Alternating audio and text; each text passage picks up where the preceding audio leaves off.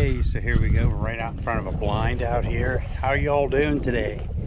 Well, I came out here, it's the second last day, and we got geese coming in. Hey, so here we are. We're out on the second last day of early goose season out here at our local state park.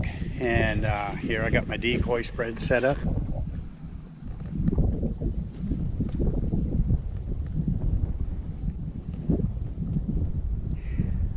I don't have such great high hopes today, just because these birds have been shot at for the last 3-4 weeks. I'm right out here in front of a blind, and I hope the wind's not bothering the microphone too much here, but I do want to move one of these decoys in a little bit. We got a pretty heavy, almost a north wind coming in here, and kind of a northwest wind. And this is one of the typical blinds that we find out here. Nobody was in it this morning, so after 6 o'clock, 6:30 or 7 o'clock, I can use it. So nobody was out here. If say hey might be respectful, I would leave. So, but I do hear some honkers. I think they're way off here in the distance. I think they're down in the safe spot down by the boating area. So we're going to crawl in this blind here, move this one decoy. The wind keeps bunching them all up. So we're going to get in there, and I'm not sure I'm really liking this blind too much. It's a little bit high in the front there, so I'm looking out through this mesh, you know. Hides you well, but you can't see, and I'm not having a real good time hearing. So I might move out into the brush here and just sit in the brush here. I do have a lot of success with that. You just sit in here behind the brush, and hopefully they'll fly in coming in this way, and that's why I have my decoys set up the way they are. But the wind is nice because it's just moving my decoys all over the place, so that's fantastic. So alrighty, let's go ahead and move this decoy.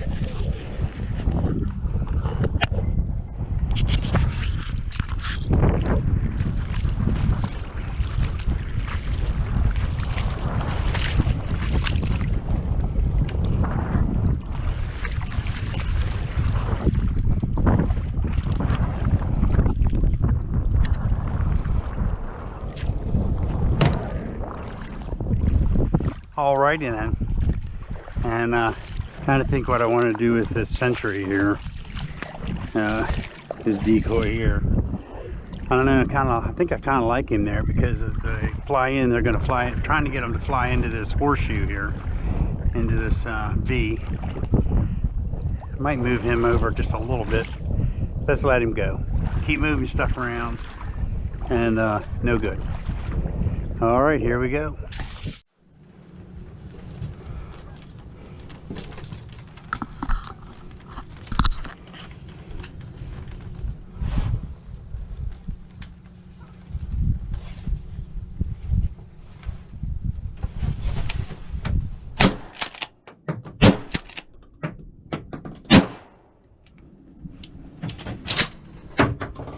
Missed.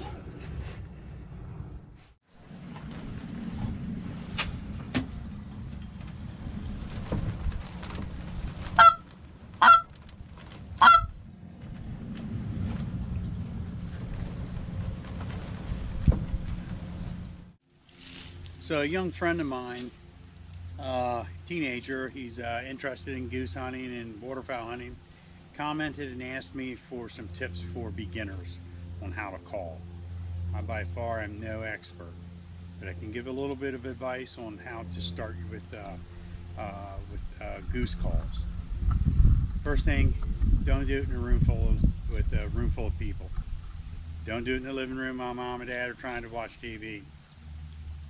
Go out back, out in the yards, out to a field, out by a lake, somewhere away from everybody where you can just sit and you can practice. That's the key thing there, is practice. Hopefully the wind is blowing really hard here today. I've tried to get in the woods, so hopefully we're not getting too much sound here on the microphone with the wind. So I'm going to show you, we got two different types of calls here. We got a short reed, and we got a goose flute. Both of these calls are single reeds. And the first thing you want to do is you want to learn how to get that moan cluck. It's get that pitch change. So what you want to do is you put your mouth onto it just like you would a soda bottle if you're going to take a drink. See, like that. Put it on there, and all you're going to do is just start soft and blow harder. And this is to get you to learn how to change the pitch, just like this.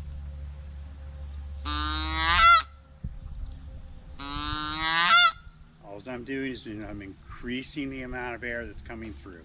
I start slow and I increase it up. Makes the reed change.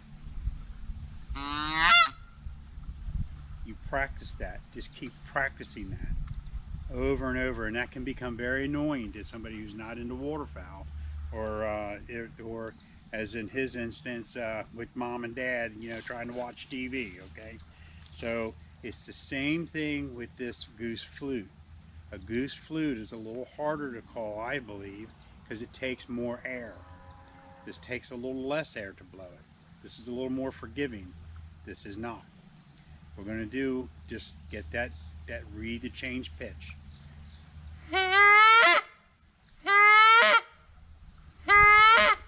You can hear a difference in the sound. This is a little lower, a little deeper throat. This is a false high-pitch honker. It's a false call, F-A-U-L-K-S. This one I picked up. It is a Primos, big and easy. It was a good price. It was on sale. I thought I'd give it a shot. So when you practice that, just keep practicing that. Put it up to your mouth like you're going to drink a soda.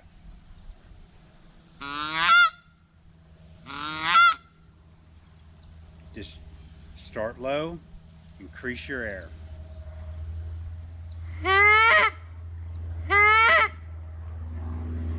Now, at the end of that, once you learn that, you want to stop the call by touching your tongue to your back of your teeth. And you're going to get a sound sort of like hut, hut, or twit. I'll do the hut. I'm stopping that call. So it's not a, you don't get that carryover from your breath stopping. We'll do it on this one.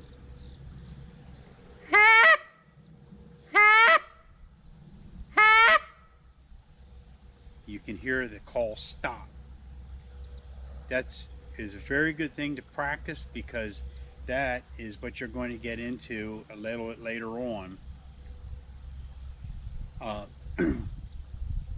Once you get that down, once a little bit later on, when you get and want to do a cluck, that's what I'm going to show you next, is a cluck. When we do the moan, what we just went through is the moan. You hear me stopping it by putting my tongue behind my teeth.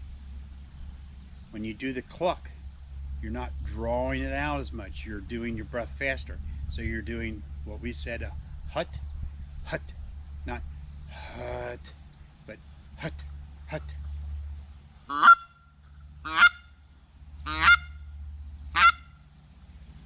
That is a cluck.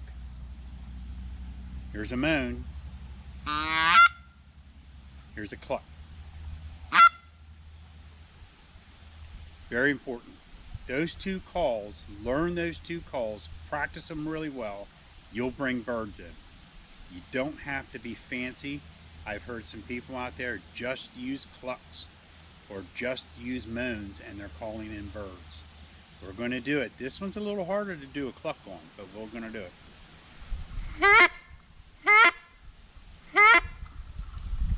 Practice those.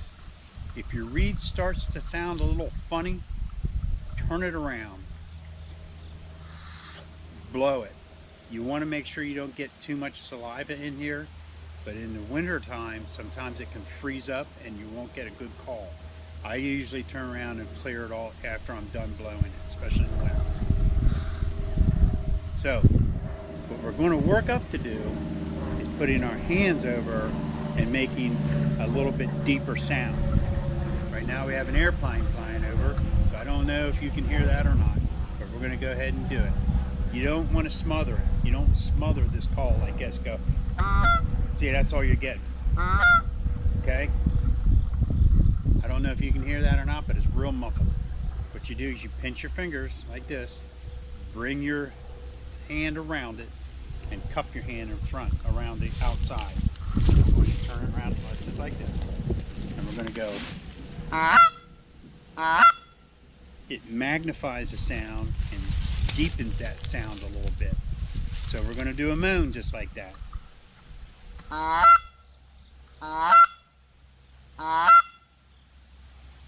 Now we're going to do a cluck.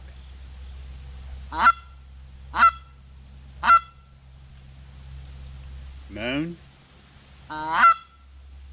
Cluck.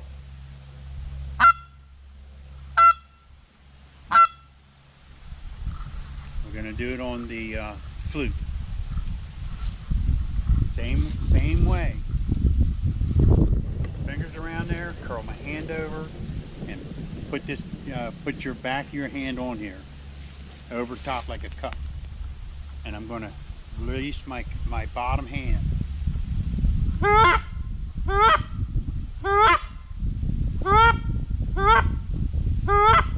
This one's a little harder to do a cluck. We'll do a moan.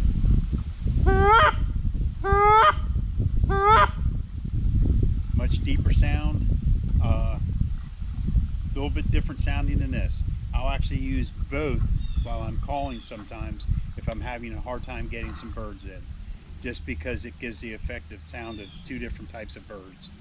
Now you can do and make your call sound like several birds, but we're not going to do that right now. We're just doing basics. So remember, I would buy a short reed, single reed, short reed. You can do a double reed, doesn't matter, a short call. They're easier to blow. We're going to, remember, start out this way. Blow easy to hard. Then, once you get that, feel for that is the most important part. Then, stop the call with the tongue in the back of your teeth. Just like you're saying, hut, hut. Another way some people say is to wit. To wit, to wit. So I'm starting with my tongue behind my teeth and saying to wit, to wit. Then work on covering up your call, putting your fingers correctly, cupping your hand, and try it again. Do the moan.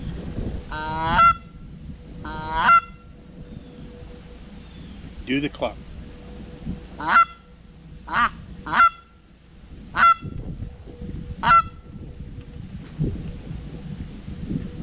I hope that helps you.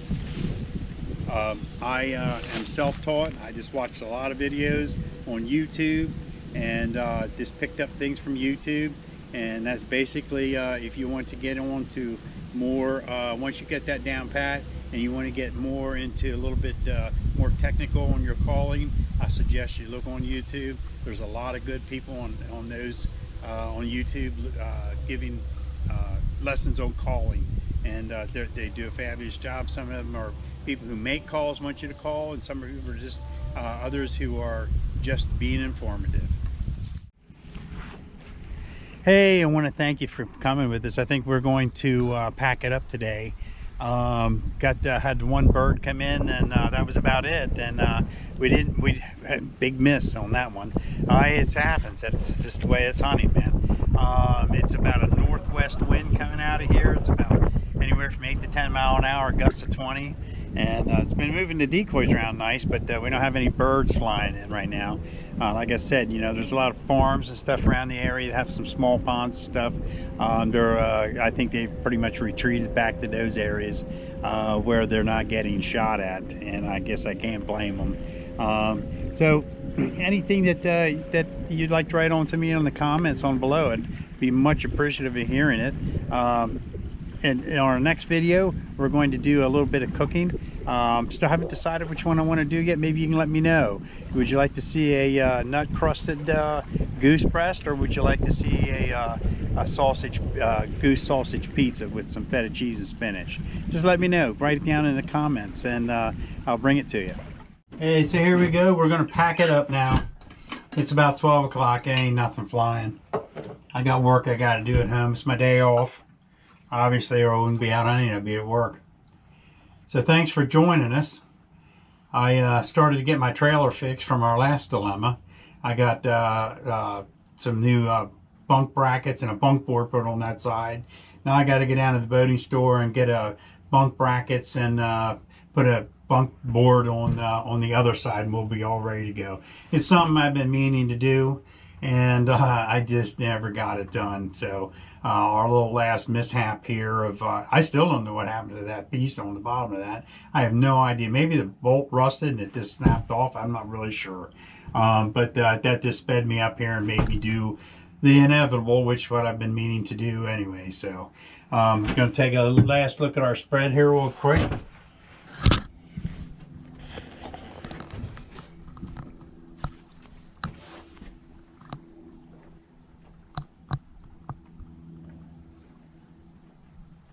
The nice thing here is we're right off of a point, and there's only the wind can be blowing in 3 different directions, and we can get birds that come in this spot. That's why everybody wants this spot.